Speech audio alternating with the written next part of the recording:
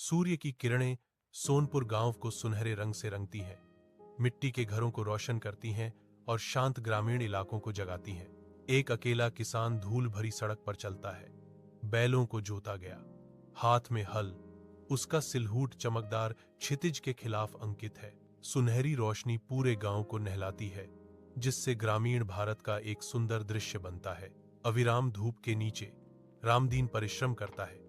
उसकी भौहें चिंता से तनी हुई हैं, क्योंकि वह अपनी संघर्षरत फसल का सर्वेक्षण करता है। हर मुरझाया हुआ तना कठिनाई की कहानी कहता है, जो उसके परिवार के जीवित रहने के खतरे की एक स्पष्ट याद दिलाता है।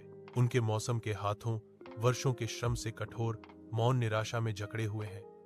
जीविका के लिए एक प्रार्थना। रामदीन परिवार चुपचाप एक मामूली रात का भोजन करता है। उनकी भूख का भार हवा में भारी लटका हुआ है। रामदीन अपनी पत्नी और बच्चों को देखता है। उनके घटते आपूर्ति पर विचार करते हुए उसके चेहरे पर गहरी चिंता अंकित है। रामदीन की नजर में एक दृढ़ संकल्प गहरा हो जाता है, अपने परिवार के लिए प्रदान करने की एक मौन प्रतिज्ञा। सूर्य उदय होता है। इसकी सुनहरी रोशनी बंजर भूमि पर कृपा करती है। रामदीन अपने बैलों का मार्गदर्शन करता है। विशाल विस्तार के खिलाफ एक अकेला व्यक्ति। उसके माथे पर पसीना चमकता है। हर बूंद उसकी अथक संघर्ष का प्रमाण है। फिर भी उसकी दृढ़ दृष्टि में आशा टिमटिमाती है। यह भूमि मेरी मां है, रामदीन घोषणा करता है। उसकी आवाज संकल्प के साथ गूंजती है। मैं इसे त्याग नहीं सकता। एक छोटे से मिट्टी के घर में रामदीन बैठे हैं। उनके परिवार की भूख एक धुंधले कमरे में महसूस होने वाला भार है। उनकी आंखें थकी हुई होने पर भी अपनी पत्नी और बच्चों को देखते हुए आशा की एक चिंगारी रखती हैं। चिंता मत करो, रामदीन कहते हैं। उनकी आवाज एक सुखदायक वादा है। कल बारिश होगी और हमारी जमीन फिर से हरी हो जाएगी। विशाल आकाश के नीचे रामदीन अपने खेत में काम करता है। उसके पैरों के नीचे की धरती जीवन का वादा करती है। अचानक बारिश होने लगती है। स्वर्ग से एक उपहार जो परिदृश्य को बदल देता है। रामदीन खुशी से नाचते हुए आकाश की ओर अपना चेहरा उठाता है और चिल्लाता है, हे धरती मां, तुमने मेरी सुन ली। अब हमारे बच्चे भूखे नहीं रहेंगे। निर्दयी धूप के नीचे रामदीन अपने खेत में काम करता है। धूल उसके थके हुए शरीर से चिपकी हुई है। चिंता उसके चेहरे पर गहरी लकीरें उकेरती है, क्योंकि वह अपनी संघर्षरत फसलों का सर्वेक्षण करता है। दूरी पर सीता देखती है। उसका अपना चेहरा उसकी निराशा को दर्शाता है। धुंधले मिट्टी के घर के अंदर सीता धुएं से भरे चूल्हे पर खाना बनाती है। नम धरती की गंध मामूली भोजन के साथ मिल रही है। पानी छत से टपकता है। उनकी दुर्दशा की एक निरंतर याद दिलाता है, जैसे भूखी आंखें सीता के हर कदम पर नजर रखती हैं। सीता आह भरती है। अनाज बहुत कम बचा है और बच्चों की फीस भी देनी है। उसके शब्द चिंता से भरे हुए थे। रामदीन और सीता अपने साधारण मिट्टी के घर के बाहर बैठे हैं। उनकी परछाइयां विशाल तारों से जड़े आकाश के सामने हैं। एक हल्की हवा पेड़ों से फुसफुसाती है, जो पृथ्वी और रात की खुशबू लेकर आती है। चिंता मत करो सीता, कड़ी मेहनत कभी भूखी नहीं रहती, रामदीन कहते हैं। उनकी आवाज अंधेरे में एक आरामदायक फुसफुसाहट है। एक निर्दयी धूप के नीचे एक दरारदार सूखा खेत फैला हुआ है, जो मृत फसलों के भूतों से भरा हुआ है। रामदीन और मोहन बंजर विस्तार से बौने उजाड़ खड़े हैं। एक भयानक धूल भरी आंधी के इकट्ठा होने से मोहन के चेहरे पर निराशा उभर आती है, जिससे आसमान गहरा हो जाता है। रात के आवरण में मोहन रामदीन के घर के बाहर बैठा है। निराशा में उसका शरीर झुका हुआ है, क्योंकि परछाइयां उसके चारों ओर नाचती हैं। रामदीन आगे बढ़ता है। मोहन के कंधे पर एक सांत्वना देने वाला हाथ धीरे से टिका हुआ है। सांत्वना और साझा बोझ का एक मौन प्रस्ताव। साथ मिलकर वे क्षितिज की ओर देखते हैं। सूखाग्रस्त भूमि सूखे के खिलाफ उनके अथक संघर्ष की एक कठोर याद दिलाती है। कड़ी धूप में एक लंबी कतार गांव के कुएं तक जाती है। मोहन इंतजार करता है, चिंता से भरा हुआ। एक बूढ़ी औरत कोमल शब्द देती है, धैर्य रखो बेटे। मोहन लगभग सूखे कुएं को घूरता है। उसका दिल डूब रहा है। मोहन को लगता है कि अब कोई उम्मीद नहीं बची है। गांव का चौक जीवन से गुलजार है, क्योंकि रामदीन, एक विनम्र किसान, लालचंद का सामना करता है, जो स्पष्ट रूप से क्रोधित है।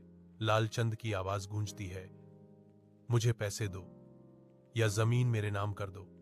तत्काल अनुपालन की मांग करते हुए रामदीन गिड़गिड़ाता है, मुझे कुछ समय दो, यह जमीन मेरे पिता की याद है।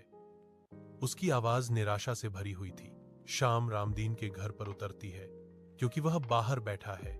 उसके कंधों पर दुख का एक भारी आवरण। शांति पास आती है।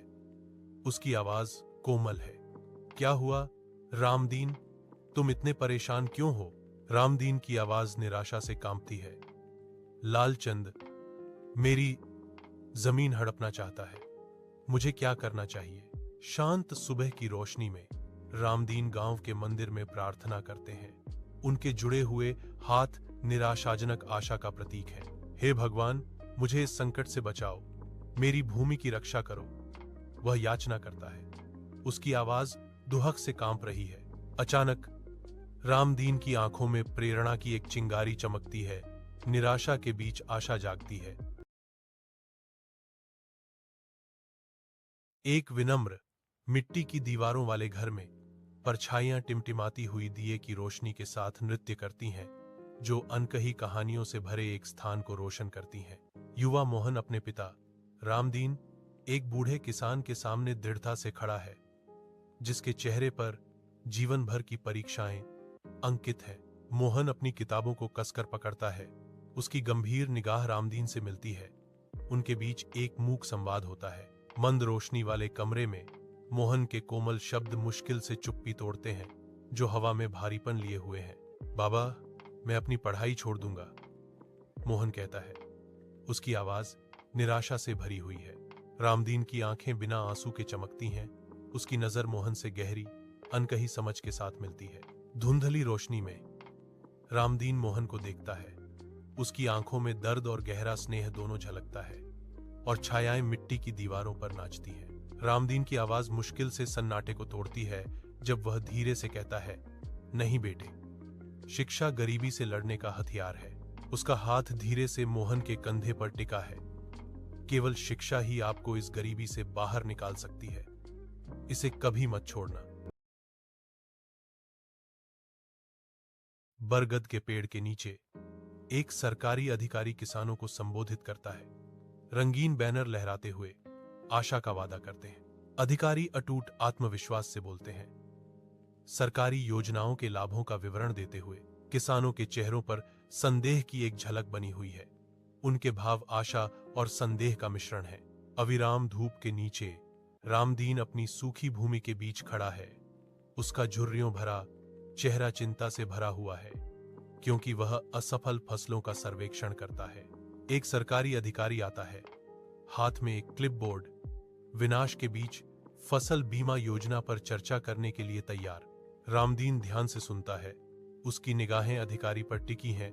निराशा के चेहरे पर आशा की एक झलक तलाश रही है। शाम के आकाश के नीचे रामदीन ध्यान से सुनता है, क्योंकि अधिकारी एकत्रित किसानों को फसल बीमा योजना समझाता है।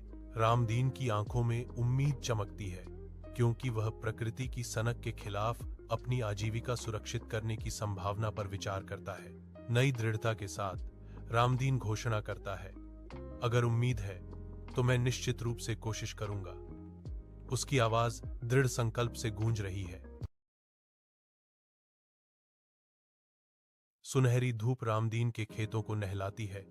पसीना चमकता है, जो उसकी मेहनत का प्रमाण है। सीता आशा भरी आंखों से बीज बोती है। विशाल हरितिमा के बीच जीवन का एक वादा। खेत अनंत तक फैले हुए हैं, जो उनकी अटूट समर्पण और सपनों का एक जीवंत प्रतीक है। एक बड़े पेड़ के नीचे रामदीन और सीता दोपहर का भोजन कर रहे हैं, जो सूर्य की सुनहरी रोशनी में नहाया हुआ है। सीता धीरे से पूछती है, थक गए हो? रामदीन जवाब देता है, थकान मेहनत की पहचान है, हार मानना गुनाह है। उसके शब्द शांत खेत में गूंज रहे थे। शाम का सूरज खेतों को सुनहरी रोशनी से नहलाता है। रामदीन और सीता एक दूसरे के बगल में खड़े हैं। उनकी सिलहूट जीवंत आकाश के खिलाफ उभरे हुए हैं। उनके बीच एक साझा नजर गुजरती है, उनके फसलों में डाले गए श्रम और प्रेम की एक मौन स्वीकृति।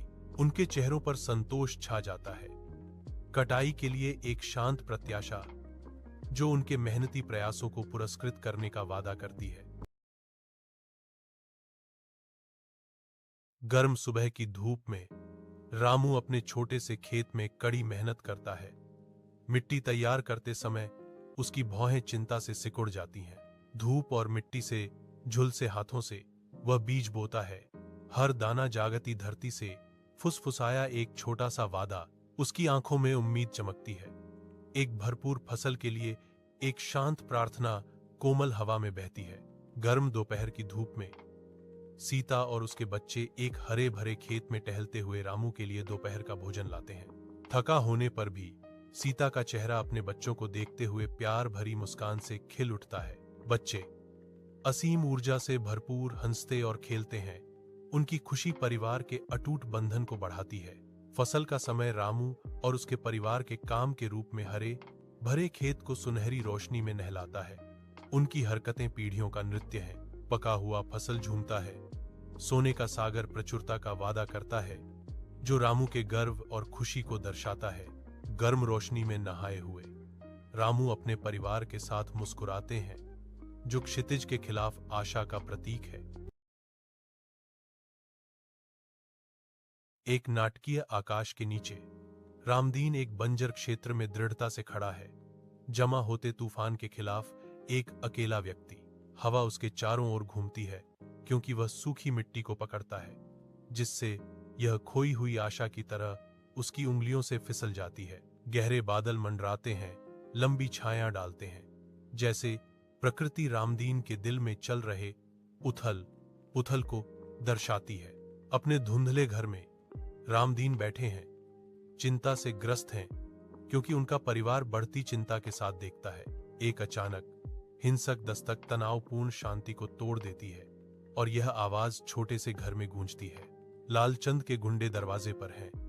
उनकी धमकियां और चिल्लाहटें परिवार के डर को बढ़ा रही हैं। कड़ी सुबह की धूप में रामदीन सूखे खेत में साहूकार लालचंद का सामना करता है। रामदीन अपनी जमीन को विदाई देता है, अपनी आजीविका को दिल दहला देने वाली अलविदा। अचानक बिजली की चमक उजाड़ खेत को रोशन करती है। प्रकृति रामदीन की निराशा को दर्शाती है।